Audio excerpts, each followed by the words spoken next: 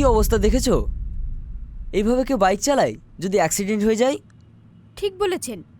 এখনকার ছেলেরা বাইক চালায় না হেলিকপ্টার চালায়, বোঝাই মুশকিল। হুম।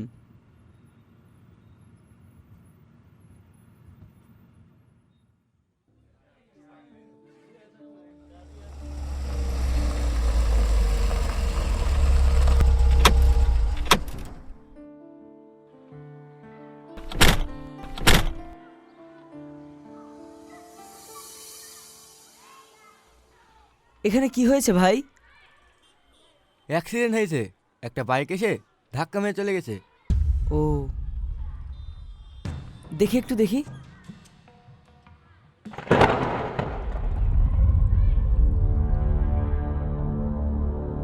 হাসি, হাসি, হাসি, কি হয়েছে তোমার?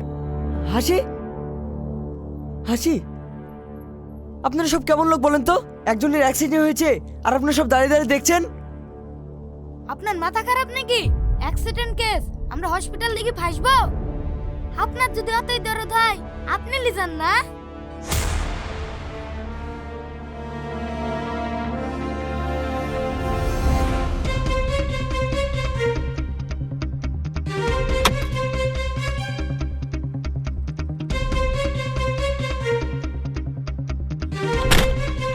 ড্রাইভার তাড়াতাড়ি চলো।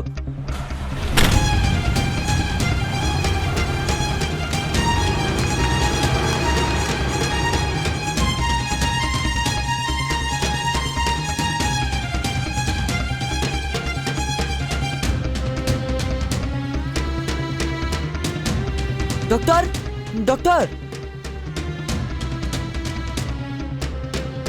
আরে স্যার, আপনি কি হয়েছে? অ্যাক্সিডেন্ট। নার্স, তাড়াতাড়ি পেশেন্টকে এমার্জেন্সি রুমে নিয়ে চলো। Okay sir.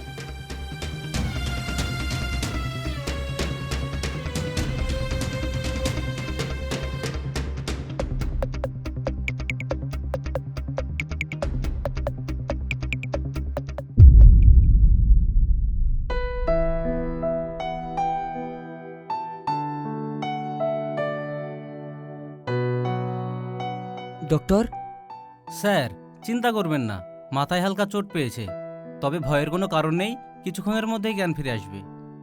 ওকে, আমি ওর বাড়ির অ্যাড্রেসটা দিয়ে দিয়েছি, আপনি একটু ফোন করে জানিয়ে দেবেন, আমি আসছি।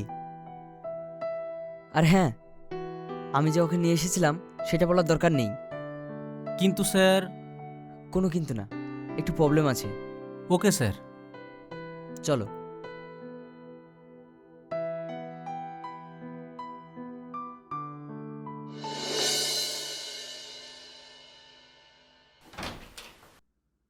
স্যার আসবো? হ্যাঁ, এসো।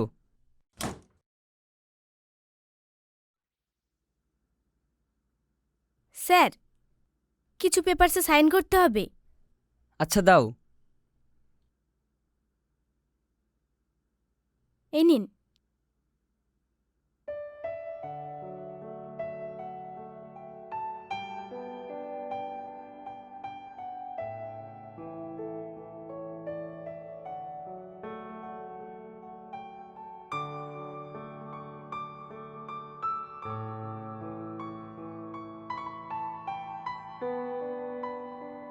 এ নাও।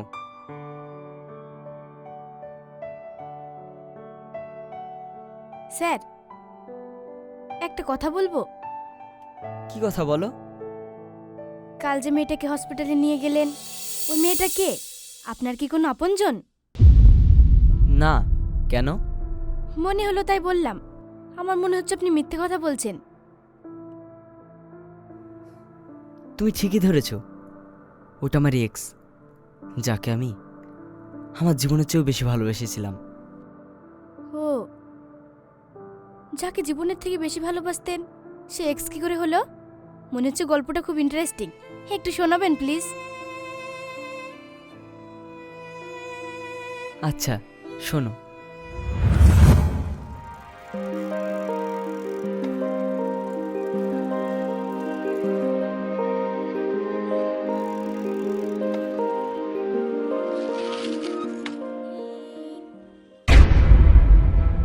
এই, তুই কে রে? ওর সাথে তোর কি সম্পর্ক? হাসি, ওকে তুমি আমার সাথে চিট করছো না তো? চুপ করো, কি সব ভুলভাল বকছো তুমি? তাহলে বলো ওকে। এই তুই বল, হাসি তোর কে? না হলে তোকে এখানে মেরে দেবো। আরে থামো, আমি বলছি শোনো, ও আমার ক্লাসমেট, তুমি অযথা আমাকে সন্দেহ করছো। রাজা, এটা আমার বয়ফ্রেন্ড সেলিম। ও হ্যাঁ, আমি তো ভয় খেয়ে গেছিলাম। তাই? হ্যাঁ। বাবা, তোর বয়ফ্রেন্ড তো তোকে খুব ভালোবাসে রে। Good, very good. হাসি, আমি এখন আসছি রে। হুম। আপনার সাথে ফার্স্ট দেখাটা আমার সারা জন্ম মনে থাকবে। আসছি তাহলে। হুম।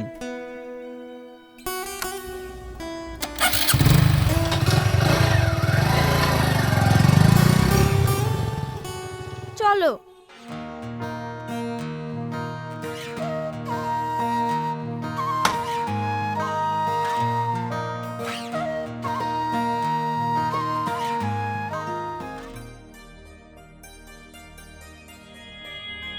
তোমাকে একটা কথা বলার ছিল। কি বলো? শোনো, যত দিন যাচ্ছে তত জটিলতা সৃষ্টি হচ্ছে কিসের জটিলতা? আমাদের সম্পর্কটার। এখনো তো তুমি কিছু করে উঠতে পারলে না। কিছু করতে পারিনি নয়, কিছু করতে শুরু করেছি। কি? হলেই জানতে পারবে। শোনো, আব্বু বলেই দিয়েছে সরকারি চাকরি করা ছেলে ছাড়া আমার বিয়ে দেবে না। হ্যাঁ? হ্যাঁ, তুমি অত শত কিছু না ভেবে তাড়াতাড়ি একটা চাকরির ব্যবস্থা করো।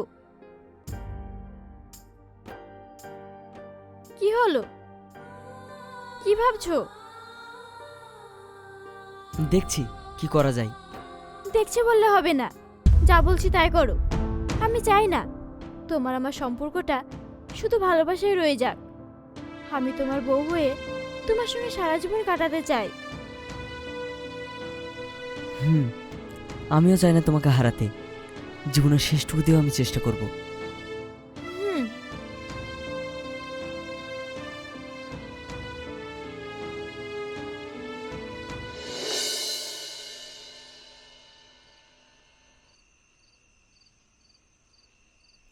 সেলিম, কলেজ তো শেষ, এখন কি করবো ভাবছিস?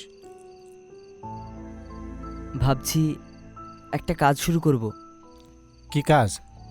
একটা ছোট্ট প্লাস্টিক ফ্যাক্টরি, খুব বড় না। যদি দাঁড় করতে পারি তাহলে আমাদের আর কারোর কাছে হাত পাততে হবে না। ওসব করতে তো অনেক টাকা লাগবে। খুব বেশি না আব্বা, শুরুতে ওই 2 লাখ টাকা মতো লাগবে। 2 লাখ? এত টাকা আমি কোথায় পাবো? তাছাড়া তোর বোনও বড় হচ্ছে, ওর জন্য তো কিছু ভাবতে হবে। শোনো, এক কাজ করো, আমার এই হাতের বালাগুলো বিক্রি করে দাও। কি? এসব তুমি কি বলছো? হ্যাঁ, এটাই তো তোমার শেষ সম্বল। শেষ সম্বল যদি কিছু হয় তাহলে আমার ছেলে আর মেয়ে, ওদের জন্য আমি সব কিছু করতে পারবো। না না মা, তোমার হাতের বেলা আমি নিতে পারবো না। তোকে নিতে হবে, শুধু তোর জন্য না, আমাদের সবার জন্য।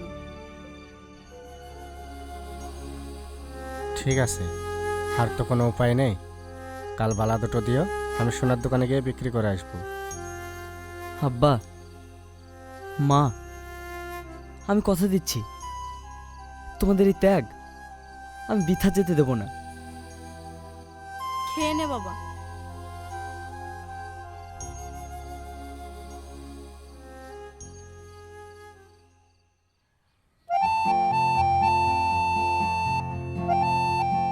কিরে সেলিম, এতক্ষণ ধরে কার জন্য অপেক্ষা করছিস? একজন বিশেষ অতিথির জন্য। আরেকটু অপেক্ষা করো, এক্ষুনি চলে আসবে। আর কতক্ষণ অপেক্ষা করবো বল? সবাই অনেকক্ষণ থেকে এসে দাঁড়িয়ে আছে।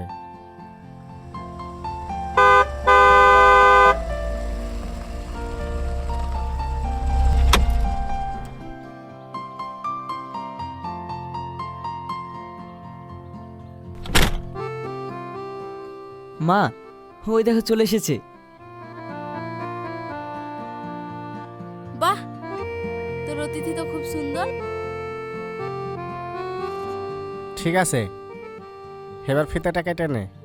হ্যাঁ হ্যাঁ, হাসি এসো।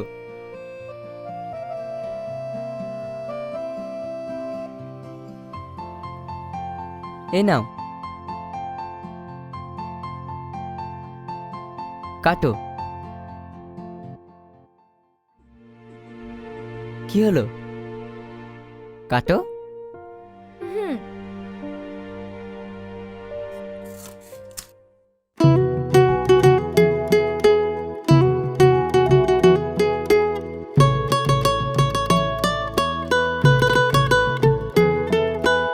চলো।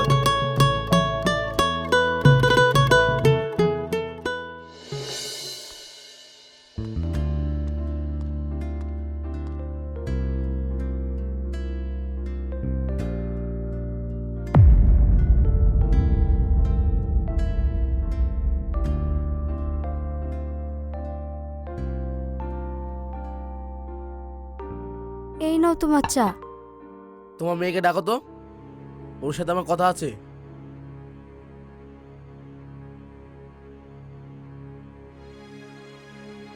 হাসি, তোর আব্বু ডাকছে, বাইরে আয়। হ্যাঁ যাচ্ছি।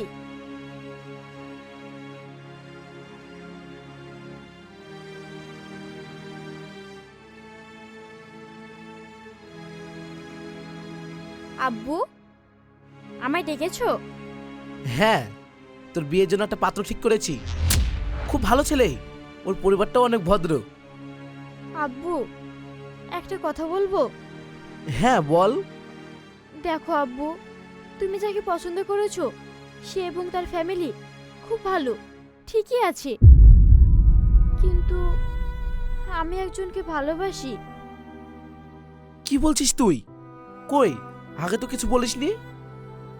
আব্বু, আমি তোমাদেরকে ভয়ে কিছু বলতে পারিনি। এতে ভয় পাওয়ার কি আছে? কে ছেলেটা?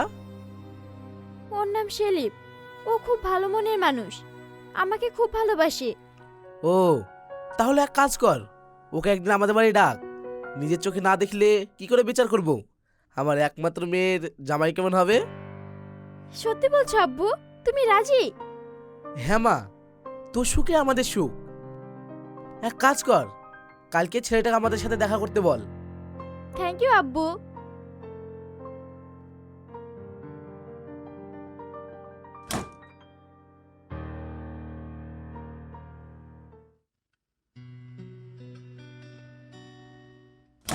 এই নাও।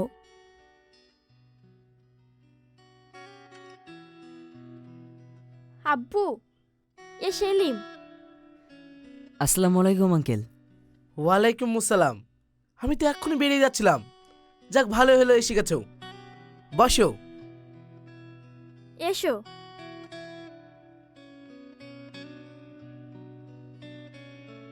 এই নাও বাপ, বসো।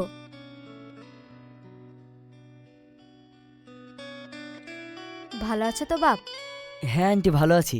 আপনি? হ্যাঁ বাবা, ভালো। তোমরা এখানে বসে গল্প করো, আমি চা বানিয়ে আনি। একটা কথা জিজ্ঞাসা করবো? কিছু মনে করো না বাবা। না না, কি মনে করব, বলুন। তুমি এখন কি করো?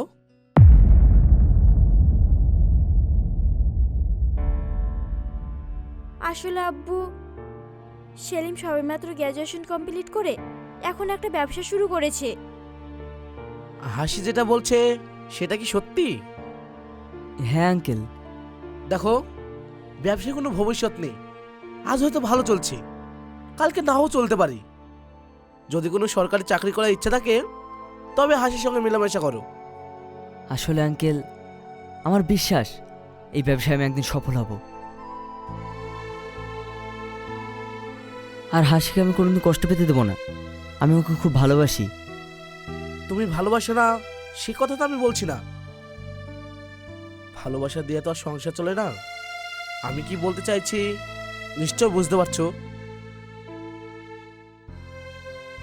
হ্যাঁ, বুঝেছি। Very good. যত তাড়াতাড়ি বুঝবে তত তোমার মঙ্গল। তাহলে আঙ্কেল, আজ আমি আসি। আরে, চাটা তো খেয়ে যাও। না থাক, অন্য একদিন আসবো। হাসি, আসছি।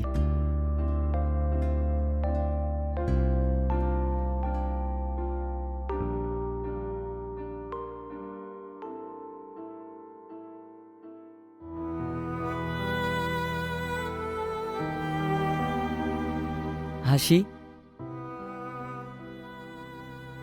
বলো আমাকে কিসের জন্য ডেকেছো? তোমার ইচ্ছেটা শেষবারের মতো জানতে এসেছি। আমার ইচ্ছে একটাই, আমি একদিন বড় বিজনেসম্যান হব।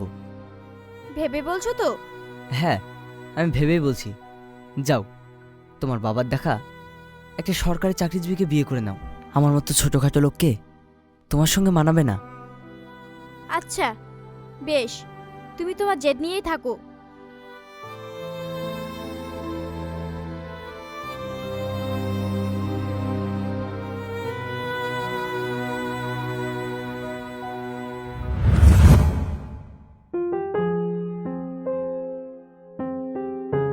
ও, এই ব্যাপার।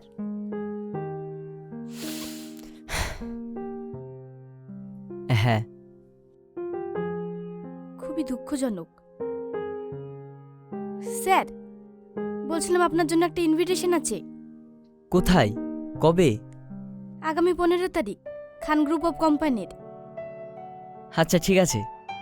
স্যার, আমি তাহলে এখন আসি। হ্যাঁ এসো।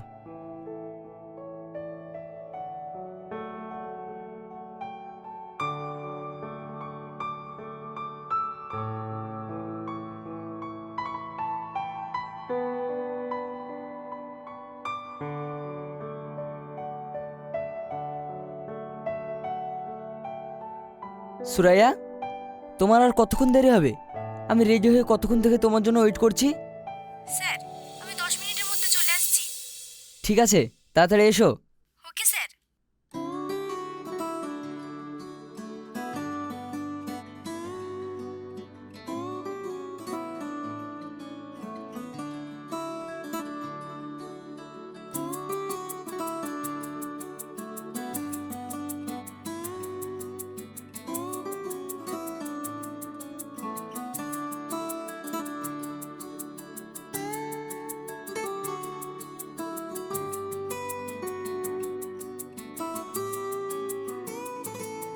স্যার, আসবো? হ্যাঁ এসো।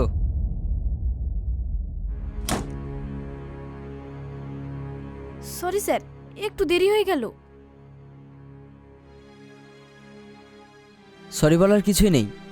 তোমাকে একটা কথা বলি শোনো। সময় আসলে ঘড়ির কাঁটা নয়, সময় হলো মানুষের জীবনের সবচেয়ে মূল্যবান সম্পদ। সময় একবার চলে গেলে আর কখনো ফিরে আসে না। টাকা হারিয়ে গেলে আবার উপার্জন করা যায়, পরীক্ষায় ফেল করলে আবার বসা যায়, কিন্তু নষ্ট হওয়ার সময় কখনোই ফেরানো যায় না। তাই সময় নষ্ট করা মানে কারো জীবনে একটা অংশ নষ্ট করা।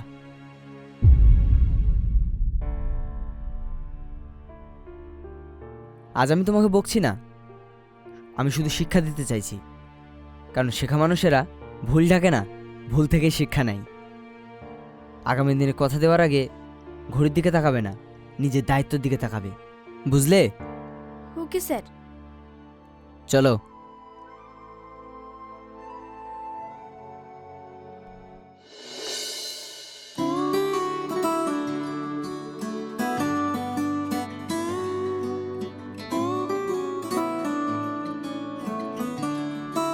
কি ব্যাপার স্যার, সেলিম স্যার এখনো আসছে না কেন? রাস্তায় কোনো অসুবিধা হয়নি তো? আরে না না, আমার সঙ্গে ফোনে কথা হয়েছে, এক্ষুনি চলে আসবেন।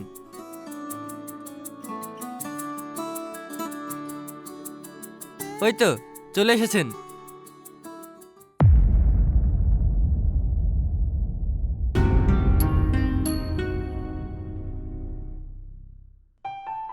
স্যার হাসুন, আপনার জন্য ওয়েট করছিলাম। হুম।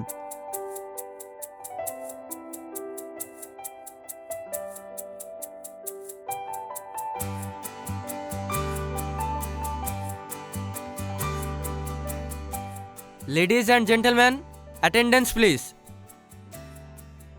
এতক্ষণ আমরা যে মহান মানুষটির জন্য অপেক্ষা করছিলাম তিনি আমাদের মধ্যে চলে এসেছেন। আমরা খুব ভাগ্যবান যে ওনার এত ব্যস্ততার মাঝেও সময় বের করে এখানে উপস্থিত হয়েছেন। এতে আমরা সত্যি অনেক কৃতজ্ঞ। আমরা এখন স্যারের কাছে জানতে চাইব এত কম সময়ের মধ্যে এত বড় সাফল্য কিভাবে সম্ভব। Sir please. Good evening everyone. আমি অত্যন্ত সাধারণ একটা মানুষ, তবে আমার সাফল্যের বড় কারণ হচ্ছে আমার ইচ্ছে শক্তি, ধৈর্য, পরিশ্রম আর জেদ। জীবনে সফলতা পেতে গেলে অনেক বাধা আসবে, সে বাধাগুলো পেরিয়ে নিজের লক্ষ্যকে স্থির রাখতে হবে। আপনাদেরকে একটা কথা বললে হয়তো অবাক হবেন, কিন্তু এই প্রোগ্রামে থাকা একজন মানুষের জন্য আমি আজ এই জায়গায়। আমার কাছে যখন কোনো কিছুই ছিল না, তখন চাকরি না করে এই বিজনেস করার জন্য ওনার কাছে আমাকে চরমভাবে অপমানিত হতে হয়েছিল। তবে ওনাকে অনেক ধন্যবাদ। সেদিন অপমান না করলে হয়তো আজ আমি এই জায়গায় থাকতাম না। আমার জেদ আমাকে এই জায়গায় নিয়ে এসেছে। আজ এই প্রোগ্রামে আসতে পেরে আমি অনেক আনন্দিত। Thank you Khan group of companies আমাকে এই প্রোগ্রামে ইনভাইট করার জন্য। তবে একটা কথা, উনি হয়তো আমাকে এই জায়গায় দেখে অবাক হচ্ছেন। স্যার কে সে ব্যক্তি? না থাক, সবার সামনে এনে তাকে আর লজ্জা দিতে চাই না। তবে একটা কথা বলতে চাই, টাকা ঐশ্বর্য নিয়ে কখনো গর্ব করবেন না। একটা কথা মনে রাখবেন, চাকরি হচ্ছে লিমিটেড জায়গা, আর বিজনেসের কোনো লিমিট নেই। তাই কেউ ছোট বিজনেস করলে তাকে দেখে কেউ অবজ্ঞা করবেন না। আল্লাহ চাইলে তাকে শীর্ষে পৌঁছে দিতে পারে। স্যার প্লিজ সে ব্যক্তিটির নামটা একটু বলা যাবে? আমি সেই হতভাগা ব্যক্তি।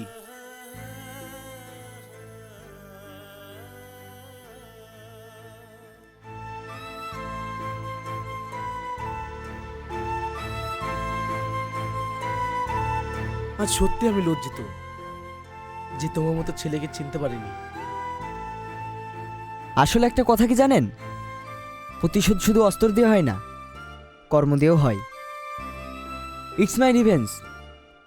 I love all of you. Enjoy yourself. Thank you.